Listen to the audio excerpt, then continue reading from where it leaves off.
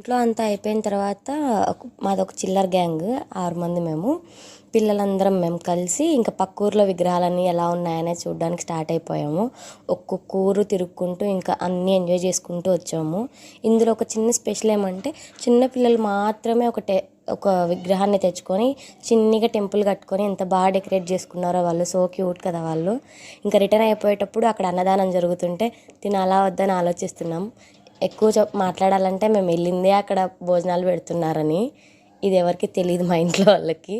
But ఇంకా అక్కడ తినేసి ఇంకా స్టార్ట్ అయిపోయాం వేరే ఊరికి. ఇంకా అక్కడ కూడా వినాయకుడిని దర్శనం చేసుకొని అన్ని చోట్ల దేవుని మొక్కుకొని అక్కడ చూసిన దానికంటే ప్రసాదాలు మంచిగా తిన్నాం మేమైతే.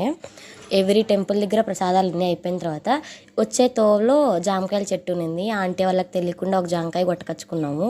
ఇంకా అది కోసుకొని తినేసి ఇంకా రిటర్న్ వెళ్ళేటప్పుడు అందరం కలిసి ఐస్ క్రీమ్స్ తీసుకొని ఎంజాయ్ చేస్తూ వెళ్ళిపోయాము.